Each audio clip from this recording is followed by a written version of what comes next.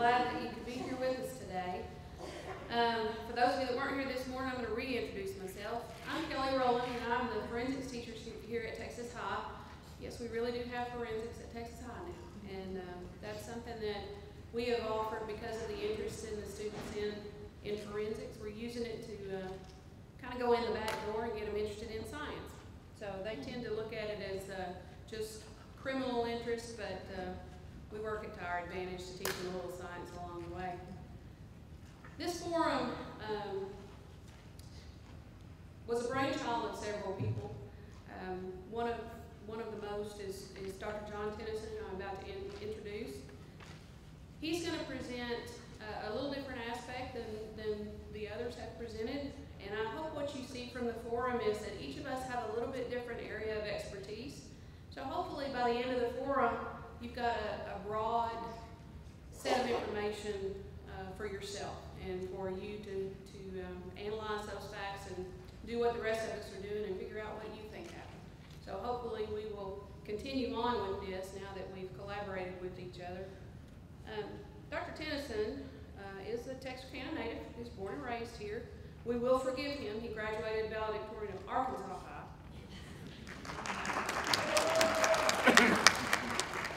But we'll let him speak here anyway. Did his pre-med at Johns Hopkins, a little known university, and graduated from Stanford too. So excellent credentials. He has been a forensic psychiatrist since 2003 and been practicing all over the state as far as I can tell, and has a unique interest in this case, these cases, I guess. So I'm going to let him present those. First, before I get him up here, I just want to say how much I appreciate his contribution to all this. He and I were actually having the same thought separately. So when we got put together through social media, we came to this event and collaborated, and it's actually worked out beautifully and started a good friendship that I hope will continue for a long time. So without further ado, Dr. John Tennison.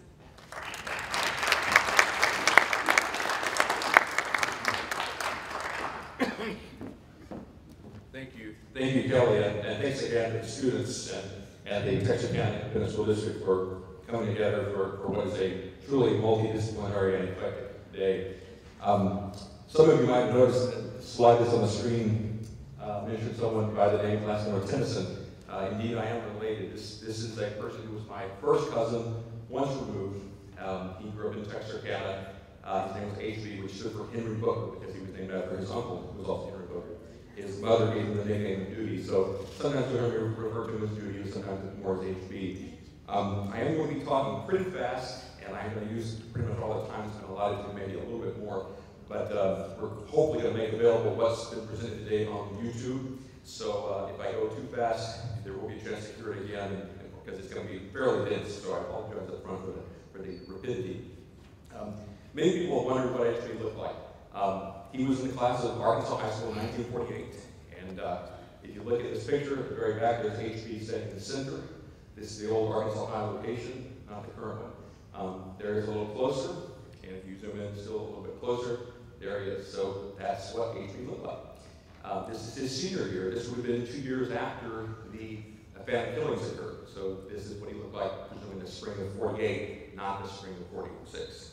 Okay, so why did HB become infamous? These were the 43 words that were found at the bottom of the lockbox in his room where he committed suicide in Fayetteville, Arkansas in November 48. He said this, and I'll read this, quote, "Why did I take my own life? Well, when you committed 2 double murders, you would too. Yes, I did kill Betty Jo Booker and Paul Martin in the city park that night and killed Mr. Starks, and I tried to kill Mr. Starks."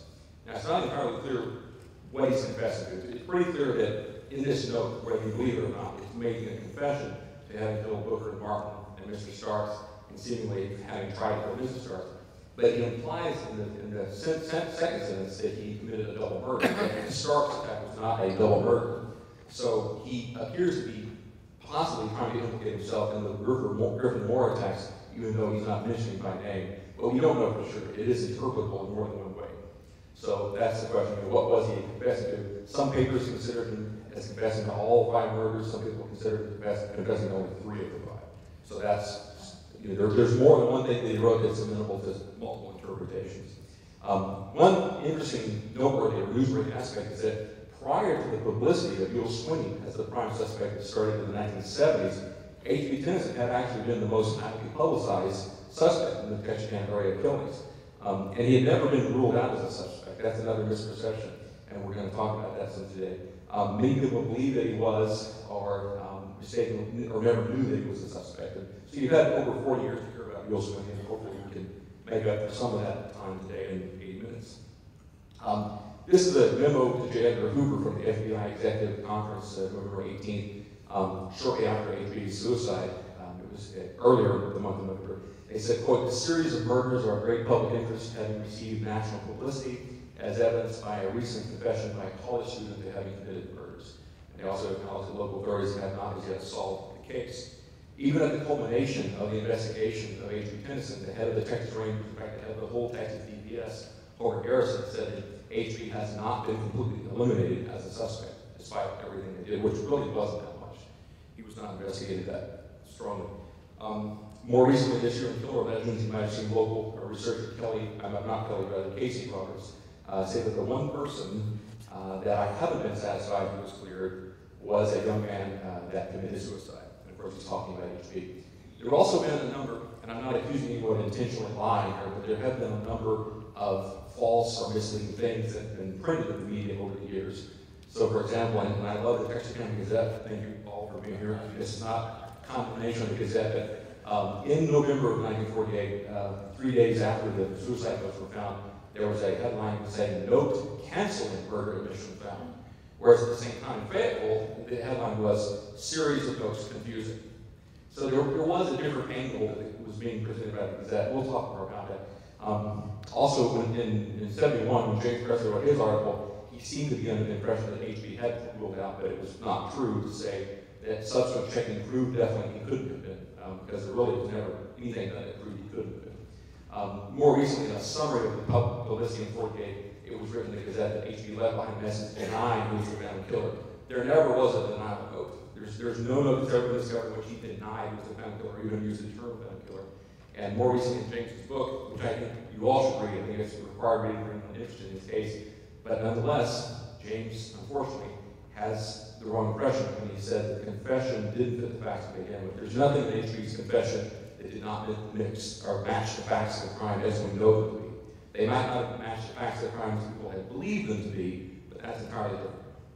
Okay, so in general, what I'm going to tell you today, I'm not going to accuse H.B. of being a fan. I'm not going to say that I concluded he was. I hope you don't walk away with that impression. What I am going to do is try to make the point that every single issue raised by newspapers and authorities that suggested he was not the family has been disputed or is in doubt. So if there is a take-home message, it's the idea that it's plausible that he could have been telling the truth, and ultimately that's for you to decide what you believe or think. Okay, so the obvious question is was it a false confession? We know that people make false confessions to high-profile crimes, like Black Dahlia, for example, and countless others. However, unsolicited voluntary confession made outside the context of interrogation are generally regarded as likely to be true unless evidence suggests otherwise. So I wanted to look into that question. What is the chances, what is statistically that he gave a false confession? So I consulted Ron Maris, a world expert on forensic suicidology. I asked Ron this specific question: do you know any instances whatsoever where someone has committed suicide while leaving behind a suicide note containing what is been verified believed to be a false confession of murder or murders? This is exactly what Ron said, quote, "I know of no cases of suicide followed by false confessions of prior murders. It just does not happen. And I have thousands of suicide cases at this point in my career. Theoretically, I suspect one could falsely confess to prior violence to get attention, like the Munchausen syndrome and the Susan Smith case in South Carolina, which I worked on. But why would one falsely want that kind of attention after death?" I then asked him the converse question: how many examples do you know of where someone has committed suicide and left behind a suicide note containing true confession to murder? He said, quote, "As for your second question, there are some suicides who leave behind a true confession to murder, but not a false one. It can be a last-ditch effort to clear one's conscience or just set the record straight, since the murderer will be long gone when the news breaks." Okay, so statistically speaking, if H.B. I'm going to come to that in a minute, I'm sorry. Statistically speaking, if H.B. had left behind false confessions, he would be the only case in recorded history of suicide notes to have done so. So it's food for thought. Give me just a minute. I'm going to change one thing where I can see the slide larger on my display. Okay, good. Okay, so one thing that was very confusing about the newspaper accounts, especially if you were just using one source like the Texas County Gazette, was that it was very confusing about what was found in the suicide scene. But if you compare the Texas County Gazette and the Northwest Arkansas Times, you get a much clearer sense of what was found. And that's what I'm going to try to show today. HB apparently bought mercury cyanide poison on November 3rd from the pharmacy in Fayetteville, Arkansas, and ingested it on November 4th by the coroner's account, and his body and the notes he left behind was found, or were found rather, on November 5th. The note that has erroneously been called the denial note was actually the first note found. Okay, so this so-called denial note was found first. Later, the confession note was found probably on that same day, but it was in a locked box which had to be broken open. And nonetheless, they still recorded the confession. They did not regard this so-called denial as being a denial of the confession. It was only 3 days later that the Gazette reported the first note found as being a denial of the confession. So that's something that got lost in the newspaper coverage. We'll come to that. Okay, so his suicide scene has been presented as if it's very mysterious and manipulative, like as if he's left behind all these riddles and is trying to manipulate people and play with their minds after the fact of suicide. That's not necessarily the case. One rational narrative that occurred to me is that if he was guilty of the murders, which he confessed, and he wanted to make a private confession to his family, but at the same time leave behind a suicide note for public consumption that would not stigmatize his family any more than necessary, then the use of a riddle to lead to a lockbox, which his family presumably had found, because he didn't have any reason to believe the authorities would have busted open the box in his room, but pretty much everyone would have found his body would have seen the first note, which does not mention the confession at all. So if you understand, if you think, if this is true, then there's nothing that's irrational about his suicide scene. In fact, there's only one riddle that was even left behind, despite the reputation of him having left multiple riddles. There was only one that he appears to have intended to be consumed by whoever found him. Okay, so this was his room. In his room, several things, but of prominence was on his dresser was a brown folder titled "My Final Word." Also on that dresser was a riddle note. Two other things in the room, which might or might not have been on his dresser, was a BB ballpoint pen and a locked combination strongbox. We don't know if the pen and the strongbox were on the dresser. They might not have been, but the other two items were. Okay, so let's talk about the dresser. In the dresser was what was described as like a college term paper type folder called "My Final Word." This was definitely the most salient note presented, almost certainly the first note found and read by those who discovered his body. This is an excerpt from the note. Keep in mind, the first note found. Please disregard all of the messages which I have written. They are only thoughts which I was thinking about a possible reason for taking my own life. As I think about it, it is none of these things. They are not the reason for this incident. There's a much larger point to it all. Happiness. Okay. Now he doesn't say, please regard as false confessions and murder that you might find elsewhere in my room. He says disregard other messages. Disregard is not the same thing semantically as saying something that's false. So if there's a spider on my shoulder and the car is about to hit me, and someone says, John, disregard the spider on your shoulder, there's a car about to hit you, that doesn't mean the spider's false. So it's amenable to more than one interpretation. But the Texas County Gazette and some of the papers jumped on that and said, this canceled the murder admission, this canceled the confession. That wording there alone and nothing else. So it's obviously amenable to more than one interpretation, and that's one of my points I'd like to make today. Okay, so the dresser, there's also a riddle note on the dresser. This riddle note, something that Russ McDermott pointed out that the Riddler has just made his debut in the fall of '48 as well. And I think that's very credible and plausible that he could have been inspired by the Riddler for the idea to use a riddle. But he only left behind one riddle, so it wasn't a bunch of riddles as people think. And that single riddle was pretty simple. It appeared to simply be for the purpose of leading to the inside of the ballpoint pen in which was hidden the combination to his strongbox. The riddle note is short, I'll read it in 12. It says, in a tube, a paper is found that rolls on color and is dry and sound. The head removes, the tail return, and inside is the sheet of urine. Two B's, mean a lot when they are together, and the clues should lead you to it. It turns out the combination was hidden in a BB pen, and indeed, the BB pen does have two B's together. And inside this pen was a combination. We don't know exactly what the combination was. It was probably a programmable combination of the rotary wheel sort you see in the lower right, although it could have been a rotary dial. We're just not sure. Okay, so in the lockbox, which was in his room, maybe in the dresser, maybe not, we don't know, but at the bottom of the stack of papers in the lockbox was the confession note. Okay, in my opinion, he seemingly did not expect authorities to bust open his strongbox. I think he probably saw it as beyond probable cause because they'd already found him dead and there was a note there to read saying why he killed himself. So I think he reasoned incorrectly in this case that the authorities would not have had a reason to bust open his lockbox, but nonetheless he left it there with the clue of how to get into it. So the confession, you've seen some of the wording that involves confession, but beyond that, he also says further, you wouldn't have guessed it. I did it when Mother was either out or asleep, and no one saw me do it. For the guns, I disassembled them and discarded them in different places. Okay, so that was the note that was discovered after the box was discovered, and almost certainly after the first note in the brown folder. So let's just compare a little bit of the newspaper coverages, because I think it'll be clear what I'm talking about, and that the Texas County Gazette had a particular angle that was not the same as the Northwest Arkansas Times. On the right side, you see Mr. J.P. Mahaffey, and I just wanted to say that in a town with a recent history of lynching in 42, with a child who commits suicide and leaves behind a suicide note implicating himself as a serial killer, it never hurts to be your friends with the local newspaper editor. And these were exactly the circumstances in the case of H.B. Tennison.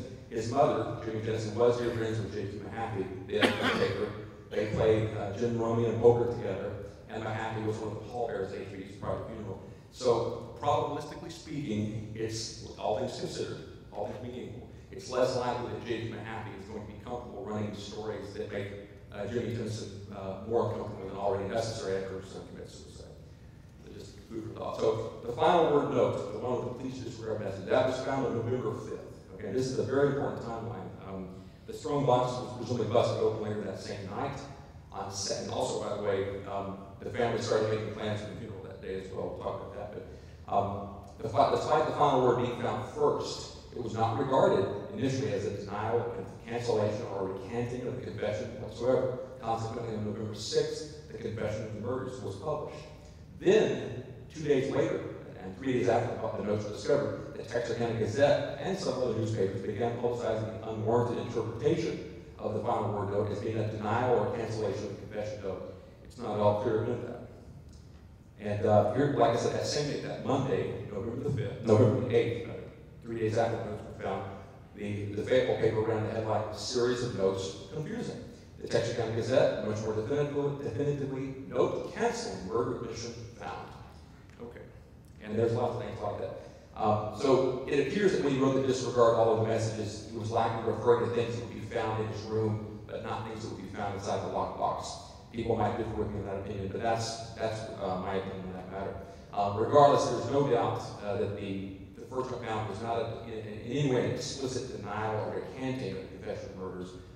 He didn't say, oh no, I didn't do that after all. He simply said disregard other messages. He didn't say why he wanted people to disregard them. He didn't say because they're not true. He didn't say, he said disregard them. Okay. Other ways that Texas County Gazette covered the incident which were misleading is they quoted, for example, the older brother who said that I don't see anyone who knew anything could believe he could have committed these murders. He refers to them in his notes. He just wasn't the type.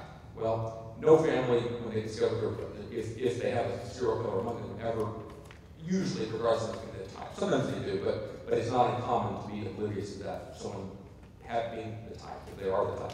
Also, Betty Jo Booker's mother was quoted as saying that she didn't think Tennison had anything to do with the death of her daughter. She's really not an expert. Why is her opinion important other than to placate public ill will and help reduce the stigma, which I think that's the function of that quote, not because she was an expert. Also, I've heard two illogical arguments recently about H.B. Tennison, which make no sense to me. They weren't in the paper, these just came up on Facebook discussions. I've heard one person say, since the Phantom's MO was to murder people by firearms, and since H.B. Tennison committed suicide by murder with cyanide poisoning, it's therefore unlikely that he was the Phantom. But indeed, there are people who have killed themselves by carbon monoxide, poison suicide, and left behind a note confessing to people that they had killed by firearms. So that doesn't apply. Another argument I've heard is that committing suicide by poisoning was not as courageous or brave as committing suicide by a firearm, and therefore, whoever committed it, because H.B. committed suicide by mercury cyanide, he wouldn't have the courage to have used a firearm. Well, mercury cyanide poisoning is extremely unpleasant, so I don't buy that argument either. Okay, you saw that skull in my opening slide. That was not there simply for dramatic effect. It turns out that actually was a skull owned by H.B. Tennison.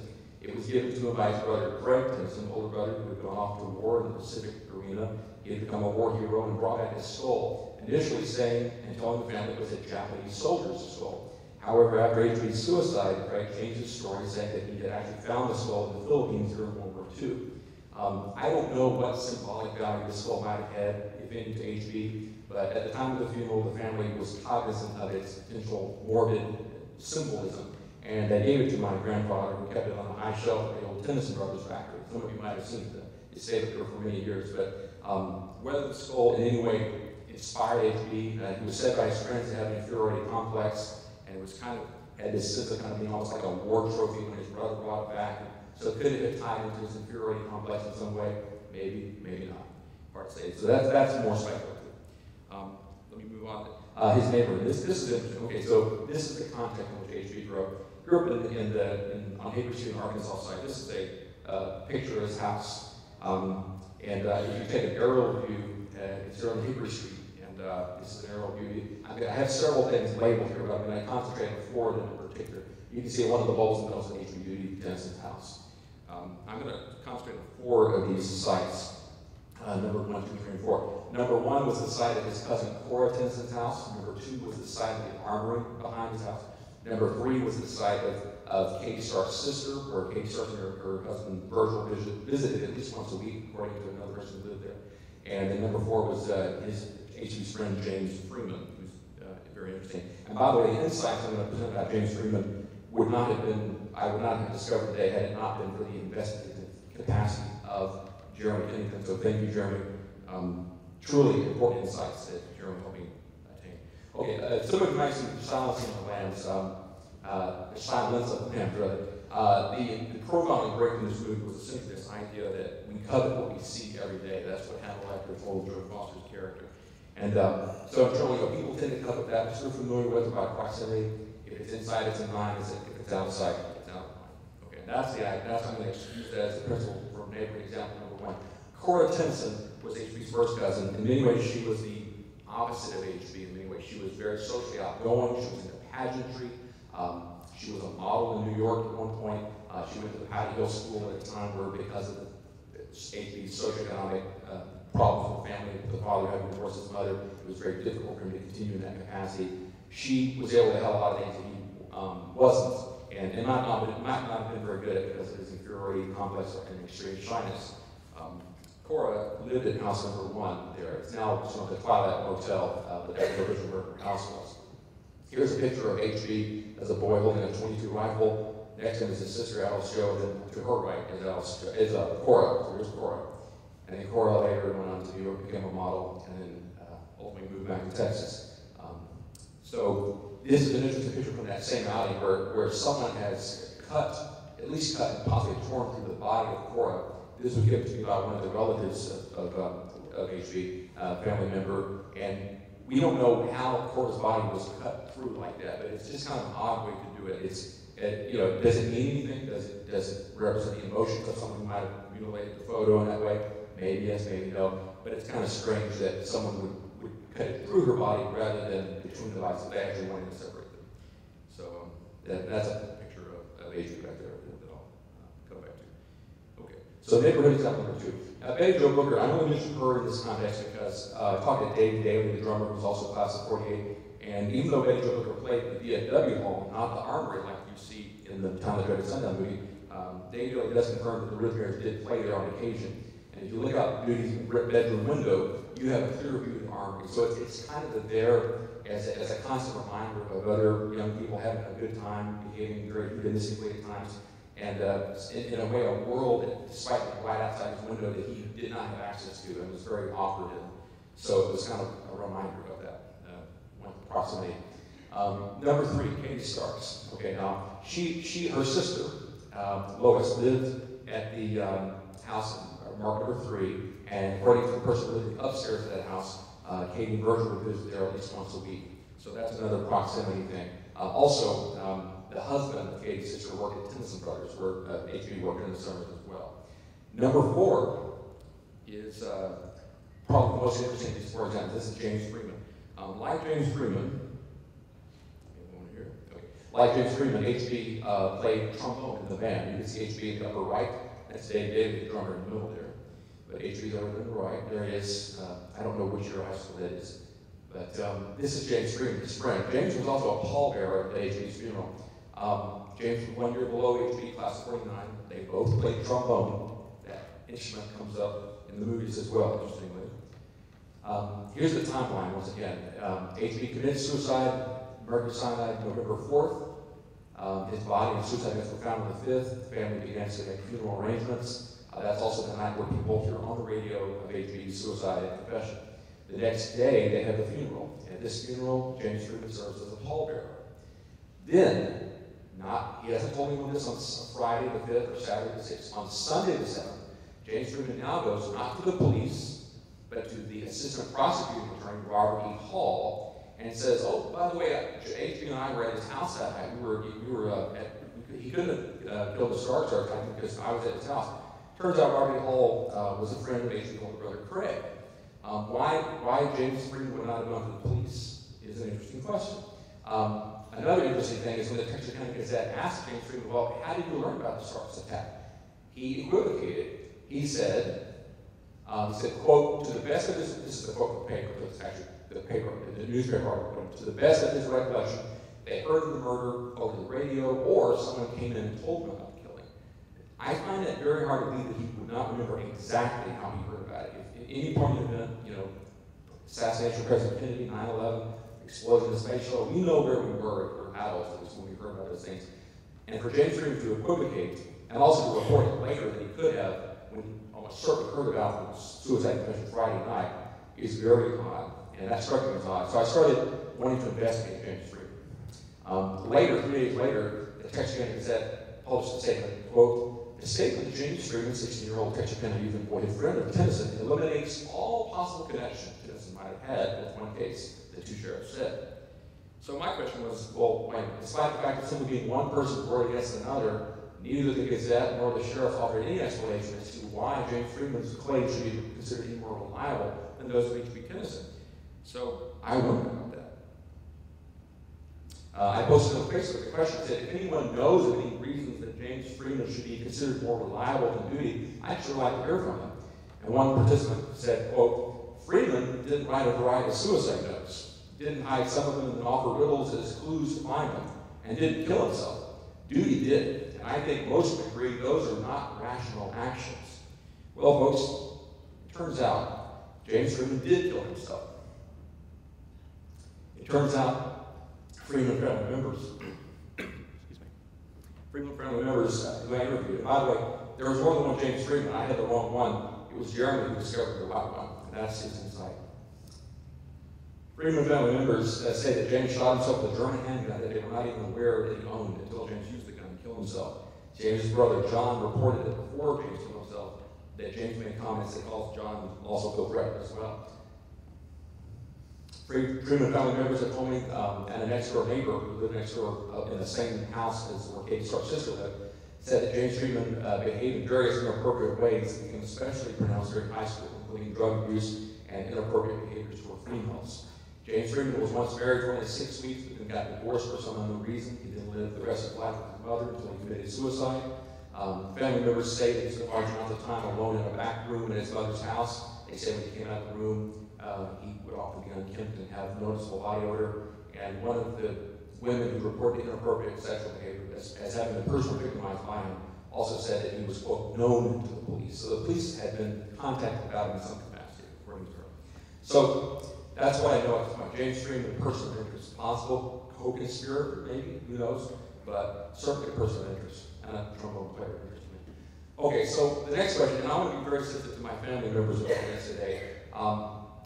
I think many people in a situation faced with a family member having made confessions to a serial killing or serial killings would have been tempted to tell white lies in the sense that murders had already stopped 2.5 years ago. If HB was the culprit, he was already dead, and there was a great chance of stigma. So if any white lies were told, as a psychiatrist, I would consider that an around normality. White lies, by definition, are lies believed to be harmless and protective of someone. So that's what I want to look at. This is a difficult topic because I know I have family members in the audience.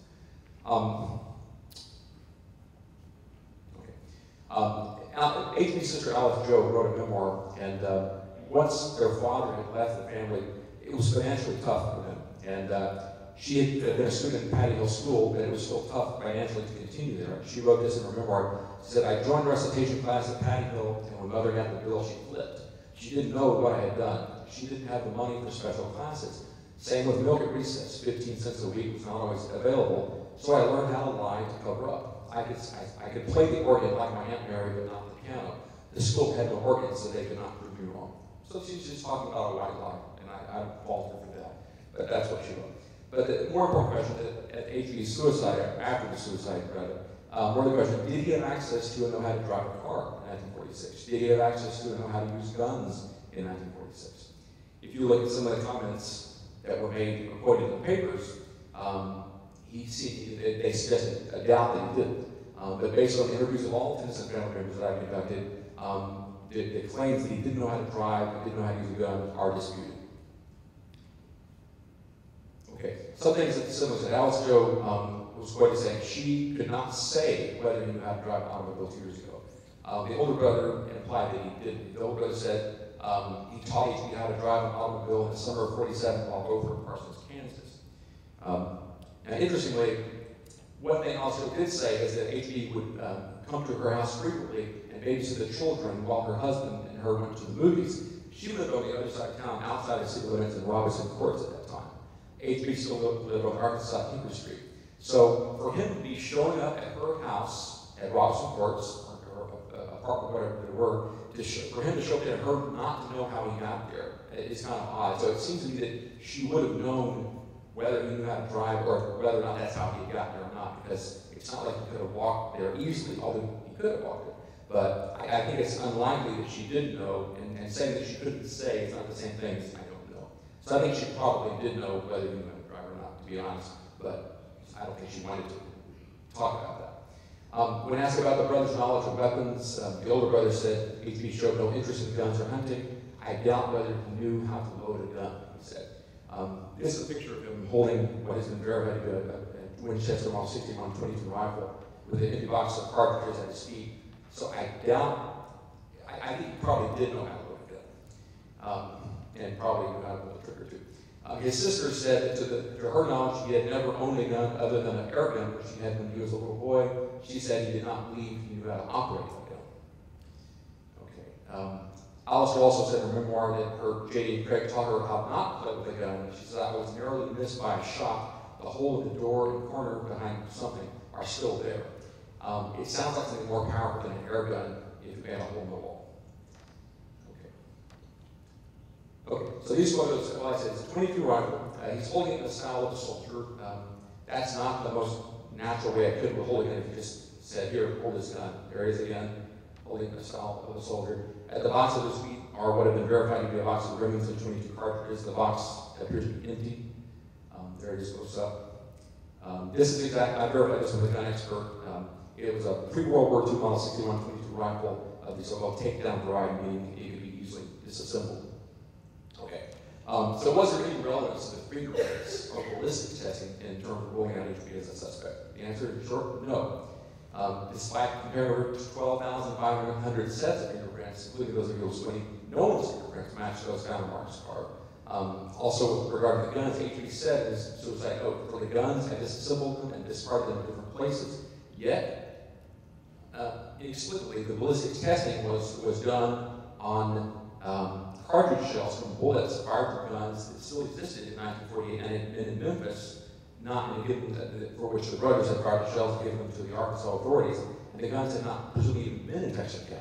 So, and of course, we know that by James Freeman's example that the family doesn't necessarily know what guns you might own. So, none of this testing really proved anything one way or the other. Okay, this is one of the most fascinating parts of my talk, the Paramount Theater. This might be genuinely new information for some of you.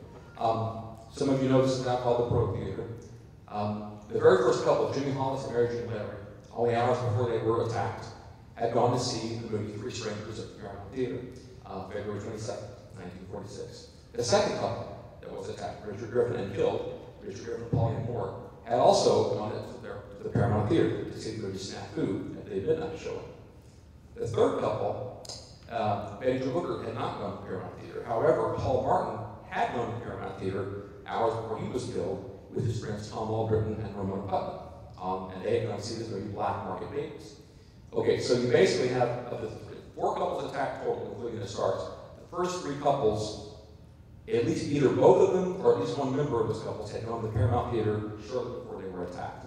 Now that certainly implies that someone who might be associated with the Paramount or a frequent moviegoer at the Paramount might be connected to the attacks. And it turns out HB was an avid moviegoer, but even more importantly, he worked as an usher at the Paramount Theater during high school, including the 45-46 school year. Okay, another thing I learned from my cousin, who was the one who hosted the slumber party that Betty Jo Booker never made it to, and this is, I consider this very reliable, this is not in Jim's book or anywhere else as far as I know, approximately the middle of the afternoon of 3 p.m. on April 13th, Saturday, Betty Jo Booker was hanging out and met her friends at the Towers restaurant. And it was up, they had curb service, they barely went inside.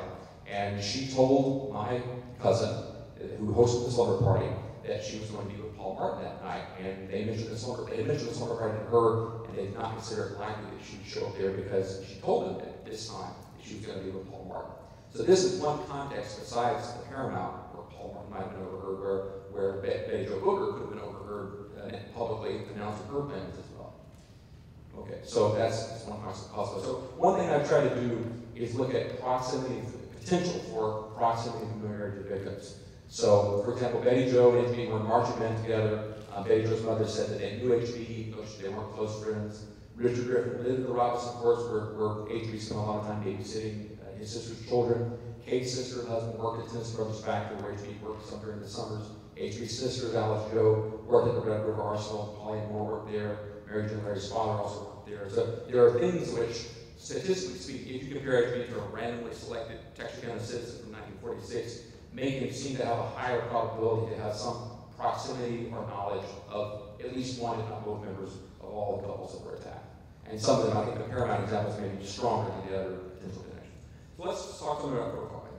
I'm actually doing okay on my time, amazingly. Okay, so profiling, this is something that's done in psychiatry, psychology. There's lots of different approaches to profiling, lots of books out there, but in general, you kind of want to use the same questions you use when you're writing an essay or a story in your English class. So we want to ask who, what, when, where, why, and how. Okay, so just some facts in general. Victimology, male, female couples in their 30s or younger. What was done? It was 4 separate attacks. The male was attacked, seemingly subdued and killed first, followed by the female. At least 2, possibly 3 of the attacks, the female was sexually assaulted, possibly both heterosexual and homosexual focus, possible necrophilia involved if the female needed to be subdued before the rape occurred. When at night, it's a few weeks apart. Actually, 73 days had already passed by the time that they picked up Yule Sweeney. So you often hear it said that the attack stopped when Yule Sweeney was picked up. Well, seemingly they had already stopped. So there doesn't seem to be a connection. If he had been the killer, he seems to have already made up his mind to stop doing it. So context where, relatively isolated location in Texarkana, in cars or a house, 5 people from the first 3 couples attacked had been to the Paramount Theater the evening prior to being attacked or murdered. Crime scenes and all 4 attacks were not far from railroad tracks. Might or might not be important. Motive why, that's not obvious. Requires more theorizing. MO, how, what was the methodology? Well, guns. 32 or 22 caliber, 3 used. Part of the MO could have also been subduing the male first to make the female more easily exploitable.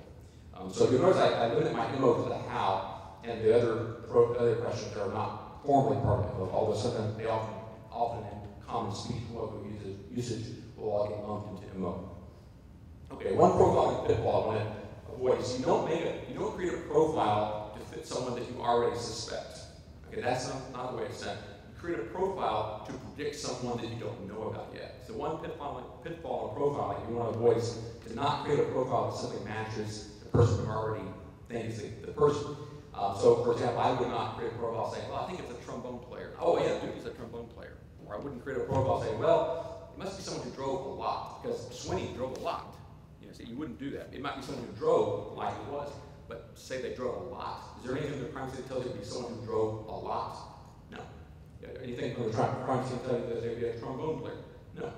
So you want to make the profile be predictive. The other thing is obvious race. It could have been more than one perpetrator. However, in general, you want to start up with simple theories that don't require that you assume new facts or new details. You want to work on those first and see how they pan out before saying, well, I think it's 5 different killers, 5 different perpetrators, 5 different victims. Don't start there. Start with one person first and work toward more. That's really a more efficient way to find what you're looking for. Okay, was he a sex maniac? That depends on how you define sex maniac. If it's understood simply to be someone who engages in assaultive sexual behavior, then you could say colloquially he was a sex maniac, but once again, was it the same person for all 4 attacks? Certainly, you could, by some colloquial usage, say that the first and the Mark Booker attack was a sex maniac. But that's really, it's a vague term, and I try to avoid it because I wouldn't recommend anyone use it in the first place. Okay, possible necrophilism. One of the authors of serial killers, Donald Sears, wrote that necrophilism is tied to the killer's inferiority complex. He prefers intercourse with corpses not only because it gives a sense of mastery over the sexual encounter, but also makes him feel secure to know that a dead sex partner is not aware of his sexual inadequacies, nor can comment on his interpersonal failures. So there are a lot of examples of serial killers who engage in necrophilism. Okay, so what's the benefit? The FBI's 2 categorization of organized versus disorganized type. I think this deserves further discussion. In James's new book, he talks about being mixed but slightly more organized. I think you can make a case for being mixed but slightly more disorganized, but I think this deserves to be hashed out further. Okay, so here's my profile, okay? I try not to bias it by anything, we're just looking at the crime scene.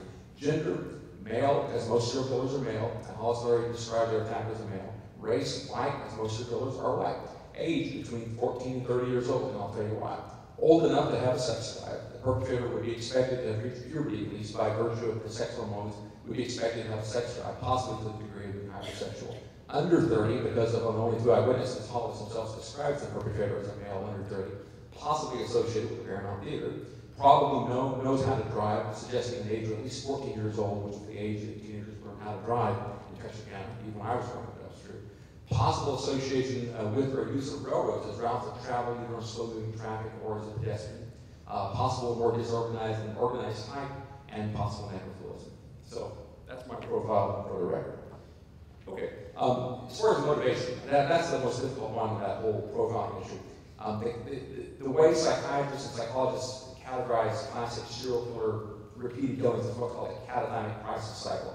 This is essentially a highly technical way of describing the process where the serial killer gets this stress and it gets relieved by killing someone, and then they don't feel stress, and then the stress starts to build up again, and they go through the cycle. They have the cool down period, they warm up in the cycle. Some of them break out of it, and they stop killing spontaneously. Some of them kill once, and they break out of it, and they never become, by definition, a serial killer. But if you want to read up on that catatonic crisis, that's the jargon for what we think is happening in the mind of serial killer. Also interesting in this, I was actually surprised, it was rather ironic that Presley mentioned Sherbert Fraser in his new book. And Sherbert Fraser is actually a psychiatrist who is an expert on teenage murderers, not 29-year-old murderers. But Jim ultimately cites Fraser's work in discussions of Buell Sweeney, which didn't seem to match. But Fraser actually studied teenage murderers, and the idea of Fraser is basically that teenagers who commit murder are often substituting their victims for other people who have caused them great emotional strife or strong reaction to their life. So if HB had been telling the truth, that people who might have done that role like could have been his father, his mother, his sisters, maybe his first cousin Cora. But certainly Fraser's work is derived from teenagers, not from 29-year-olds. Okay. Also, Donald Sears, these are 3 authors. Donald Sears, Joel Norris, and Peter Vronsky talk about a lot of serial killer traits, some of which H.B. Tennison does seem to have possessed, or to be ones that fit him. Doesn't prove he was a fan killer, but this is certainly something I want to talk about a little bit. One of them is the so-called mask insanity, the idea that the individual is the first profiler ever said about the fan killer who might be thought of as a good citizen. Sears writes, the serial murderer presents to his friends and family a facade of normalcy. Most who know him consider him to be affable and pleasant. The serial murderer thus appears to others as a normal, healthy individual. There is no sign of overt mental illness. He is extraordinarily ordinary. And recall the older brother said, I don't see how anybody who knew HB could believe he could have committed these murders he refers to in his notes. He just wasn't the type. Okay. Interestingly, right at the height of the serial killings, for some reason, HB's birth certificate was accessed. Right around the time Griffin and Moore were killed, the family was accessing his birth certificate, which was stamped March 22nd, 1946. I'm not sure why that need existed to look for his birth certificate at the time, but I thought that was interesting. There might have been something psychiatrically going on. He did have some trouble in high school, but I don't know the specifics of it. Also, one of the 3 authors says, often serial killers who are not caught eventually kill themselves. This is the first act in a life of utter despair and hopelessness. The suicide of such serial killer is an active thought, and he's probably been with him since childhood. He learns to live with it as a daily option, choosing to act on it only when his revulsion at what he is doing is too great to bear any longer. And he was said to have enduring conflicts, but more generally, and a lot of people don't notice, serial killers actually commit suicide at a rate that is over 365 times the rate of the general population. And even if you look at the adolescents aged 15 to 19, serial killers still commit suicide 60 times more than that higher risk group. One of the authors also said that of the 9% of serial killers that occurred prior to being identified as authorities, David Ballistic, the author of one paper, said that these suicides were probably motivated by guilt or perhaps despair at their uncontrollable murderous impulses. So not all serial killers commit suicide after the authorities discover they're a serial killer. Okay. Another feature of serial killers is deviant sexual behavior and hypersexuality. I don't know if H.P. had deviant sexual behavior, but he did say some peculiar things in one of his suicide notes, the confession note, in fact. Even before the confession, the note had this content, in which he writes about a 12-year-old girl named Belva Joe. Sounds kind of like Betty Joe. Belva Joe, he says, many thanks to Ella Lee for letting me stay with her during my college career, and to Belva Joe for putting up with me the way she did. She had to know that I fell in love with her about a week ago. If she was older, I would have asked her to marry me, but that would be impossible. It might be innocent enough. You just don't know. But he left a Viewmaster tour in his suicide. This is a Viewmaster advertisement. He said everything in his note, everything can go wherever you think it will do best, except the Viewmaster will go to Belva Joe.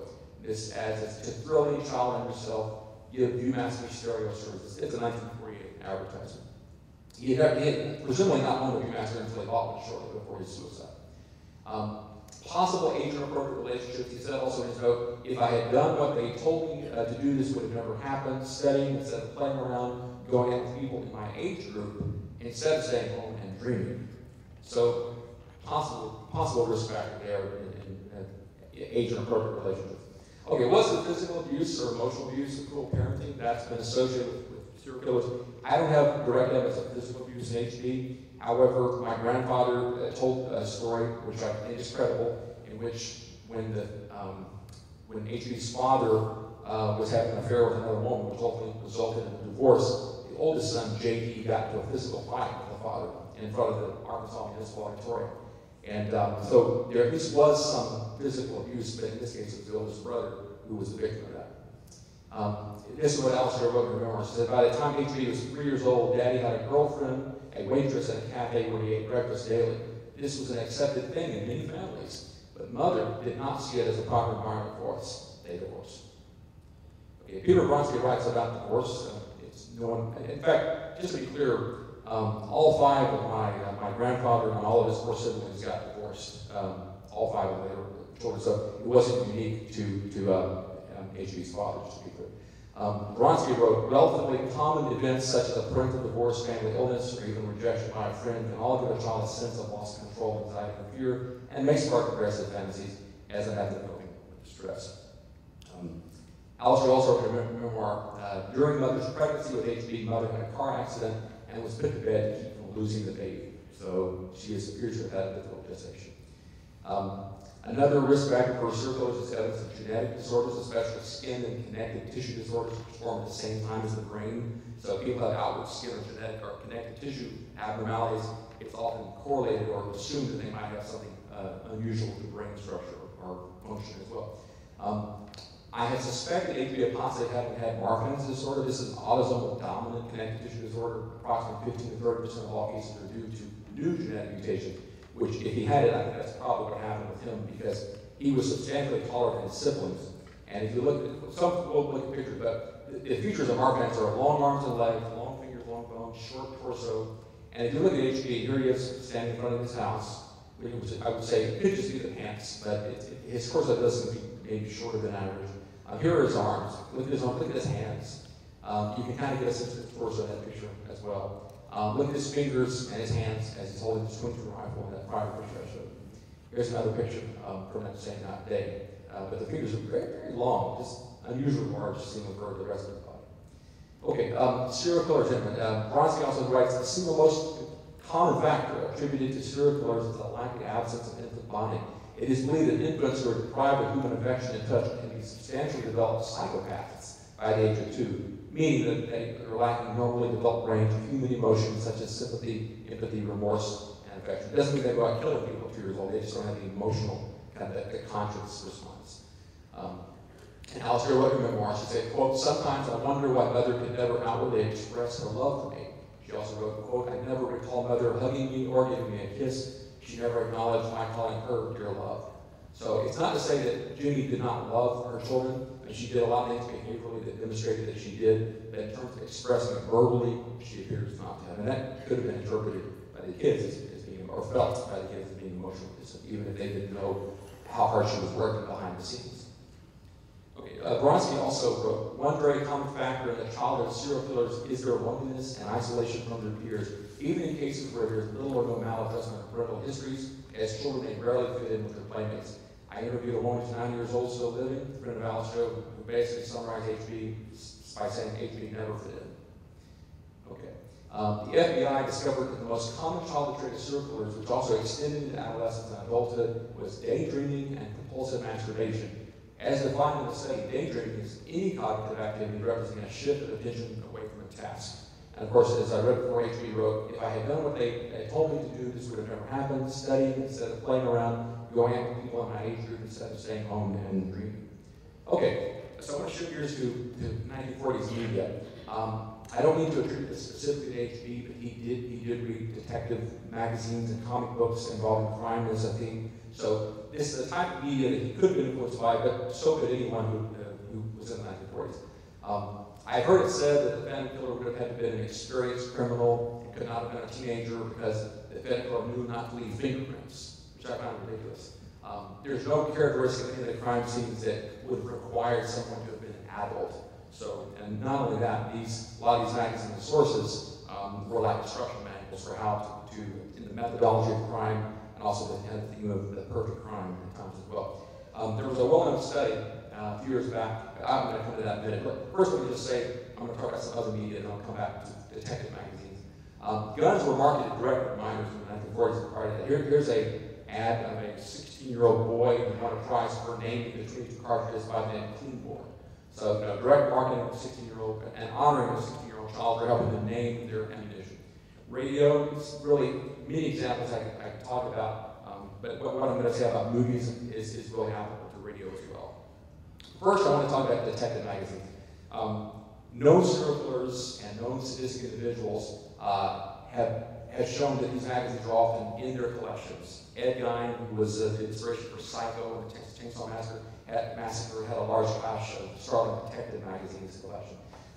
These magazines have been studied and postulated by experts to contribute to the development of sexual sadism, to facilitate sadistic fantasies, and serve as training manuals for criminals.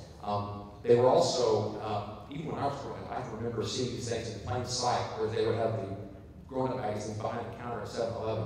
But you would often see, people being depicted in violence, bondage, domination, being seemingly raped or murdered, but stuff that was easily seen by children and could be purchased by children.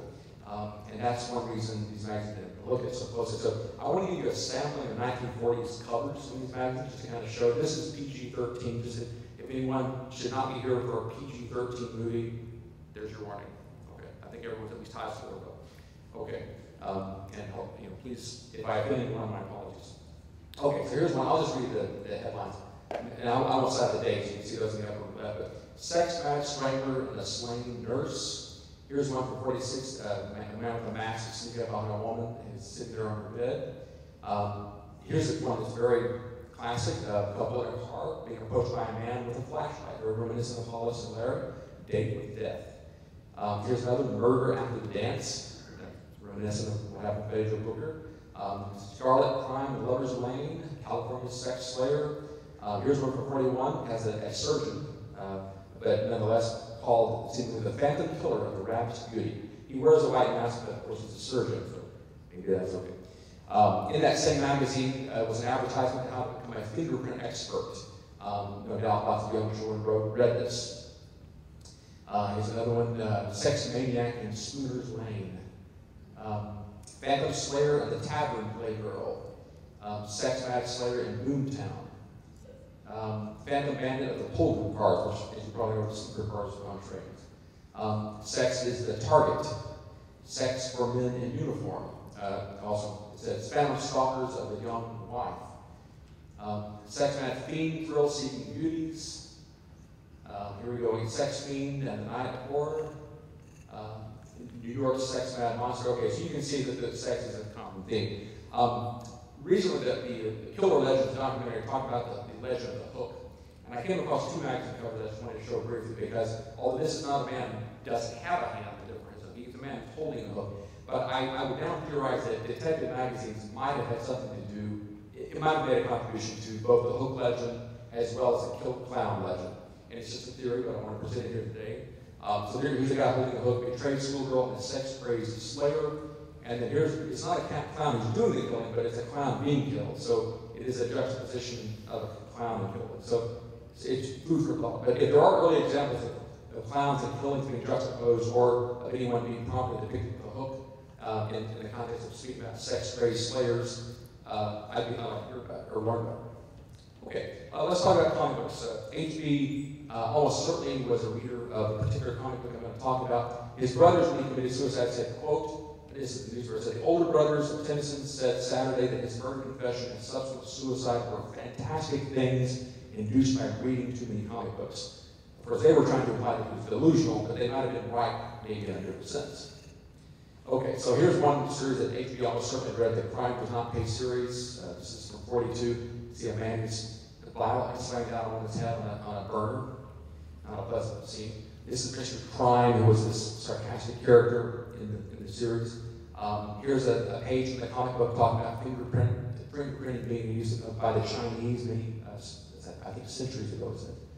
And then here's a narrative that's in the comic book called The White Mask Terror, all in a picture. Okay. Movies. That's, H.B. was certainly an avid moviegoer, worked at the Paramount Theater as an usher, and I want to talk about movies that he might or might not have seen. I suspect he probably saw this one. This was the movie that Hollis and Larry saw on February 22nd of 46. In Three Strangers, it opens with a man who's stalking a woman. Later in the movie, that man kills the woman with this large statue. Lots that happens in between, but that's the beginning and end of the movie. Also, speaking of methodology of crime, Alfred Hitchcock's Shadow of a Doubt. Here's two characters. There's a serial killer in the movie. These are not the serial killers. These are just guys who read a lot of detective magazines and who like to talk about crime. So they're talking to each other. The best way to commit a murder, hit him on the head with a blunt instrument. If I find out if you were alone, like they were, hit you on the head with a piece of lead pipe or loaded cane. Of course, Hollis was hit on the head. If I was going to kill you, I wouldn't, this is the other guy talking about, if I was going to kill you, I wouldn't do a dumb thing like hitting you on the head. First of all, I don't like the fingerprint angle. Okay, there's the fingerprints. Of course, I could always wear gloves, press your hands against the pipe after you're dead, and make it look like a suicide. I murdered you so it didn't look like murder. Okay, so there are lots of things like that. That's just one example, but there are lots of talks of crime, and so it's the idea that a teenager couldn't know about that you shouldn't leave fingerprints if you were going to perpetrate a crime is ridiculous. So teenagers are definitely sophisticated enough to commit murder and to know not to leave fingerprints if they're going to do such a terrible thing. Another movie, this has actually been cited by the most prolific author, the Zodiac Killer as well, came out in 45 called A Game of Death. One discussion is the bad guys talking to the good guys saying, hunt first the enemy, then the woman. First the hunt, then the kill, then the woman. Only when you have experienced all that can you know complete ecstasy. Okay. Also, the Claude Rains Phantom of the Opera had come out in 43. When I went to the Paramount in the 70s with my friends, we used to always joke around like, yeah, this is where the Phantom of the Opera lives.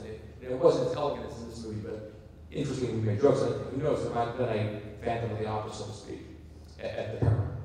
Spellbound, Alfred Hitchcock's movie, released in December of 45.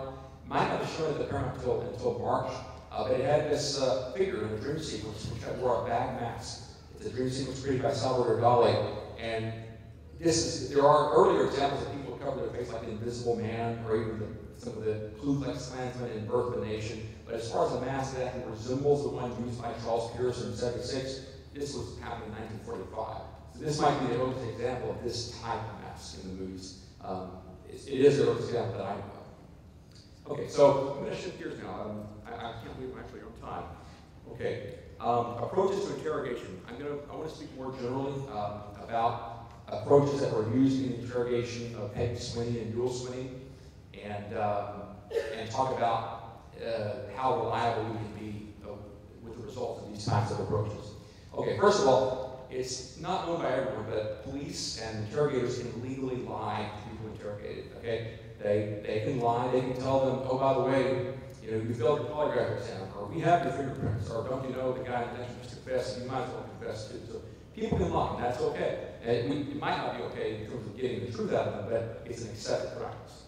They also ask leading questions, and the reason this is troubling is that we have these narrative statements that are attributed to Peggy Swinney, these 4 statements, but none of them have the comments made by the interrogators. You know, many interrogation transcripts will give you the interrogator's comments as well as the person being interrogated, what they have said. All we have is a kind of a big set of paragraphs of statements, and we don't know what the interrogator said to her. We don't know what lines they might have said to elicit her comments, or what leading statements, or what information they might have conveyed to her by asking leading statements. We also don't know what she might have learned from the newspapers, from her attorney, or from anyone else who might have visited her during that period of several months. So it's hard to consider those statements reliable when we don't know how they're generated. Okay, and one thing we can do, though, is look at the timeline. We know Peggy was arrested June 28th of 46. We know in her first statement, she makes no mention of Spring Lake Park. There's no mention of a boy or a girl or of a saxophone at the Stockton Hotel.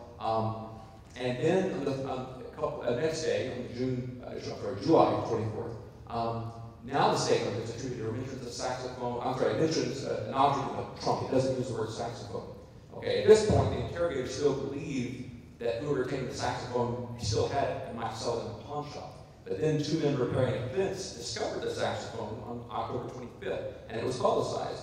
And lo and behold, now the new statement that's attributed to Peggy starts talking about a saxophone that was thrown over the fence in the exact location where it had already been publicized to have been found. So the story changes in accordance, or these changes correlated with things that have become known. And the other explanation is possibly that she was asking leading questions or learned about this stuff from other sources, and rather than the idea that she was gradually coming clean about something she already knew. So there are alternate explanations which cast doubts on the truthfulness of what Peggy is alleged to have said. Okay. Another thing, this was in James Presley's 7-1 article, he mentioned briefly that Texas officers say some of her details were incorrect. They didn't happen like that, they said at the time. And so I've heard recent accounts that Peggy led them to where the saxophone was. There was a Fox News story recently where one person said that she knew where the saxophone was and led them to it. Not true. It was discovered by people preparing fence.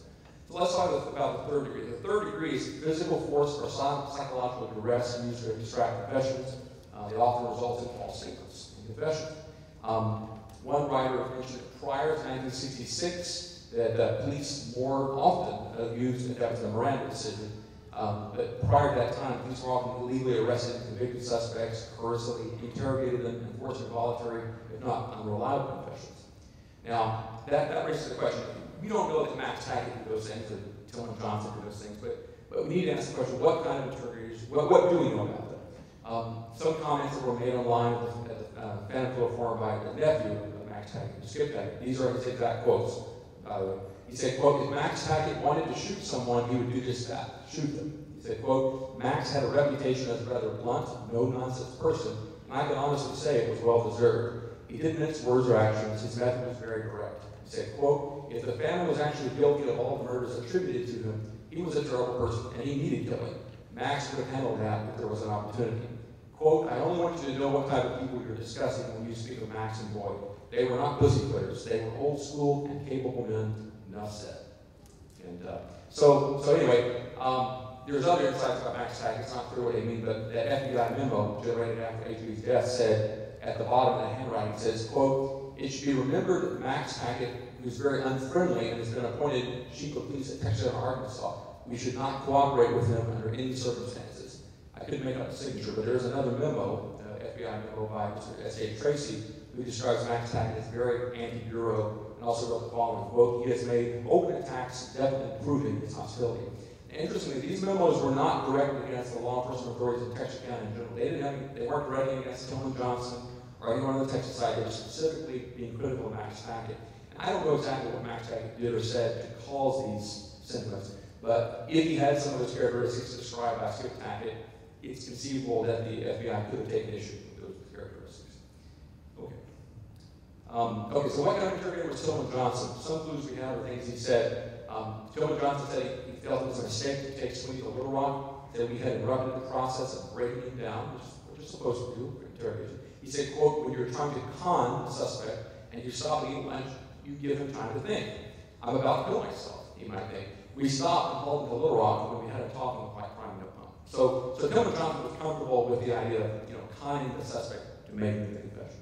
Another thing that James mentions in his book is, which definitely qualifies as a third-degree technique, is that Deputy Sheriff Bill Scott, at least on one occasion, whipped Bill Sweeney in the face with a leather razor strap.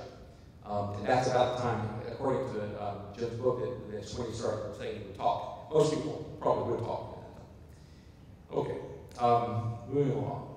My slide shows there we go. Okay, polygraph tests. I can say a lot about those. I interpret these and read these in my work with the Texas Department of Criminal Justice.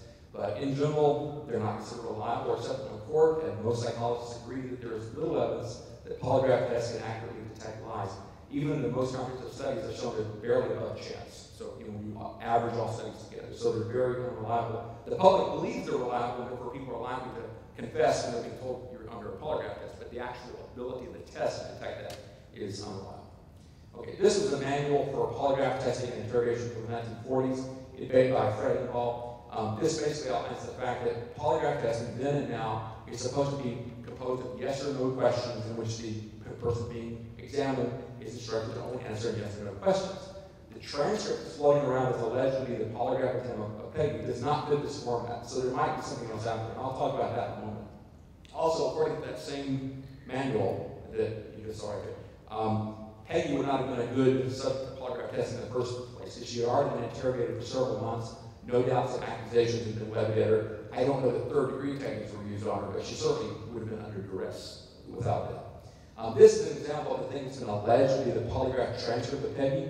You can't read it very well, but that's okay. But the point I want to make is that you can see at one point she's answering in narrative form. Okay, some of the questions are yes and no, but some of them she's answering in narrative form. That's not a polygraph exam. That's something else. And if that's what Glenn McLaughlin was doing, if he didn't do anything more than this, then Peggy never received a proper polygraph exam. So maybe the Texas Ranger testing they can show us that will show that she got some exam other than this, but I haven't seen it. Okay. Other things are how the narrative changed. The narrative that's attributed to Peggy, narrative number 4, which they tell us are her words. I'm not sure that they really are her words, but what it says is, quote, he got out of the car and threw the saxophone on the right-hand side of the road. He threw it over the fence. I think there were some bushes there. Of course, this was generated after the guys were repairing the fence and found it. There was nothing like that before the guys repairing the fence found the saxophone, because the authorities, they didn't know, certainly, and Peggy likely didn't know either. But in the McLaughlin transcript, which probably are her actual words, she's suddenly less certain. And bear in mind, the McLaughlin transcript was taken the same day, but a few hours later, November 22nd. But now listen to the degree of certainty of her actual words. So McLaughlin says, where did you throw the saxophone? She says, on the right-hand side of the road, I don't know just whereabouts. McLaughlin says, did he throw it over the fence, or was it on the same side of the fence the road was on? Over the fence, I think. So she has this qualifier, I think. It's not as certain as the narrative 4. And that lack of certainty goes on. She says, and he says in the middle there, and Roger, was that? Well, I guess it was a saxophone. I didn't see it, just a case. Whereas the narrative 4, narrative reports definitively referred to as a sax. It then asks her 2 yes or no questions, which is inappropriate for a polygraph exam. She answers a single answer, yes, sir. Is she saying yes, sir, to the last question, to the first, or to both? We can't be sure, because it's not according to the way polygraphs are supposed to be run. Okay. Let's see, the Datebook. Guys, there's so much I can say about the Datebook. From what I can tell, unless Bill Presley, Sheriff Bill Presley, made a direct quote to the Texas Rangers, he was never the one to claim publicly or to any authority about the Datebook. The first mention of the Datebook was in Jim's 1971 series of articles in which he didn't even mention his uncle, or attributed the Datebook to his uncle. He seemingly was quoting Max Tackett, who said that, quote, the information had been gathered by a Texas Ranger. Now, does that mean that Bill Presley reported it to a Texas Ranger? Maybe, but it doesn't. We don't have any direct evidence of Bill Presley ever having claimed to have found a Datebook, or ever having claimed to have asked Peggy about it. In fact, if he had found a Datebook, why would he have not told the Texas Rangers about it? And he also accompanied, Bill Presley accompanied Peggy to Alton for the polygraph exam. If that was such incriminating evidence, then why did Bill Presley not instruct McLaughlin to ask Peggy about the polygraph exam? If Bill Presley thought that Peggy had been there, why did he ask for 12,500 additional fingerprint tests in 1948 after a tree suicide? He doesn't seem to have been persuaded that he had gotten their man was swinged. Okay, interviewed McLaughlin. Glenn McLaughlin, the polygraph examiner, he was interviewed in 1997 by Mike Cox. According to Mike Cox, McLaughlin believed she was being deceptive, holding something back.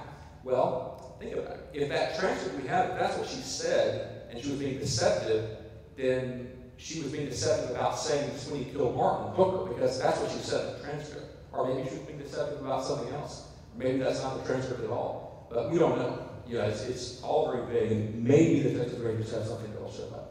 Hypnosis. The CIA report says very clearly that people may lie, refuse to answer, or wake up when asked direct questions on sensitive matters during hypnosis. Our own clinical work has amply convinced us that hypnotized subjects are capable of lying when they have reason to do so. It is therefore possible that information obtained from an interrogee by hypnosis would be either deliberate prevarication or an unintentional confusion of fantasy and reality.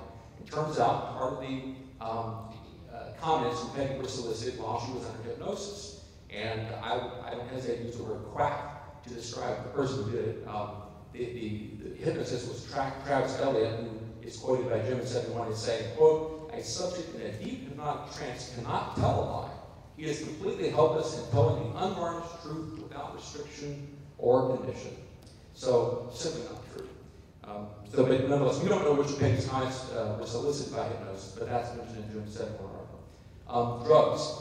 The U.S. Supreme Court ruled that use of truth serum-induced confession was unconstitutionally coerced. The use of truth serums, quote, during interrogation has also been discredited because serums are likely to produce heightened state of suggestibility and thus make subjects to make unreliable statements. Yet, we know from the record that on November 1st, 46, Ewell Sweeney was fraudulently committed as being incompetent to stand trial for the real purpose of coercing a confession by the use of sodium pentothal.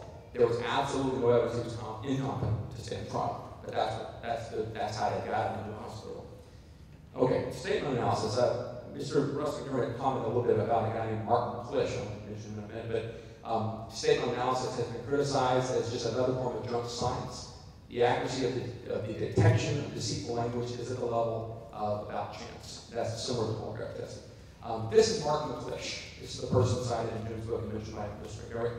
He makes a lot of money from these statement analysis seminars. This is one of his flyers. If you read his flyers, these are exact quotes from his flyers. Quote, statement analysis is the process of examining a person's words to see if the subject is being truthful or deceptive. Quote, with the statement analysis techniques, you never have to interpret or guess. And quote, the most accurate way of detecting deception. And his book is, I know you are lying. I don't think so. So I'm very critical of this, and that's the general consensus in my field as well. So be very weird if anyone who tells you they can analyze a statement and know that whether someone's lying or not. What it can do is it can at least tell you or suggest that someone might be holding something back and at least inform possible additional questions to ask them. Or like a polygraph exam, if they think you can tell whether they're lying, they might be more likely to tell the truth in that sense. But as far as the actual ability to detect, it's your chance. Okay. Here we go. Okay, false confession. I wanted to show a video, but I didn't have time, so we're going to summarize it. I do encourage you to refer to Saul Casson. He has some YouTube videos that elaborate on this. But he's a researcher, well-known researcher on false confessions. He points out people often confess to crimes they did not commit. 250 cases that have been proven or exonerated as innocent by DNA, roughly 25% of those who were exonerated had actually made false confessions in their interrogations, despite being innocent. So it's a huge proportion of people who seemingly make false confessions in that context, and that probably generalizes to other instances as well. There are three types of people susceptible to false confessions in interrogational settings: juveniles, people with intellectual impairment, and people with various types of mental illness. Why is this so? Well, these populations are more naive, they're more suggestible, they're overly compliant, they are more subject to influence and manipulation than the average person. Well, Here's some things that Castle mentioned that police officers say in interrogation. They might say, we have found your fingerprints on the murder weapon, or a witness has identified you as being the perpetrator, or you failed your polygraph test. Subjects who are naive and easily manipulable often get confused and disoriented and start to question their own innocence. And there's records of this happening on multiple occasions that have been documented. Subjects often mistakenly infer that they must have committed a crime for which they have been accused. Now, let's talk about Peggy Sweeney. Looking back at those three characteristics. People with intellectual impairment, people with various types of mental illness. Well, in the 50th anniversary Texas article, Mark Bledsoe said, quote, by all accounts, Bledsoe said, the wife was mentally slow and not very bright. James Presley wrote, quoting Toma Johnson, says, quote, there was a sense that she jumped around in reversions, reflecting mental or emotional instability. Johnson put it two ways in the folk vernacular. Her bread wasn't brown. The elevator didn't go all the way to the top. And many professionals also claim, I know a false confession if I saw one, but yet research demonstrates this is not so. Cass's study found that even experienced police detectives could not tell the difference between a false confession and a true confession. Okay, final thoughts. So that last section, I just wanted to make the point, not to say that Sweeney was not the phantom killer, but simply that the interrogation techniques produce statements attributed to Peggy Bill Sweeney that are unreliable. I do not think we can rely on these statements, and I'm happy to discuss it. Claims of having cracked the case of the phantom killer are unwarranted and not justified by the evidence. New investigative insights are possible even today. There are still opportunities to set the record straight, in some ways at least. And the case with James Freeman, as assisted by Jeremy, is an example of that. This is my last slide. How should we proceed? Investigation of the identity of the phantom killer should not be a competition, but rather a collective effort that benefits from the analysis of many minds and all sources of available data. Please don't hoard or pilfer evidence. Hoarding or pilfering evidence is a public disservice. If you have relevant evidence, please make it public so that the collective analytical synergy of many minds can be applied. Don't be afraid of people disagreeing with you. Instead, seek out the people you disagree with and engage them in discussion. You might find that they change your mind.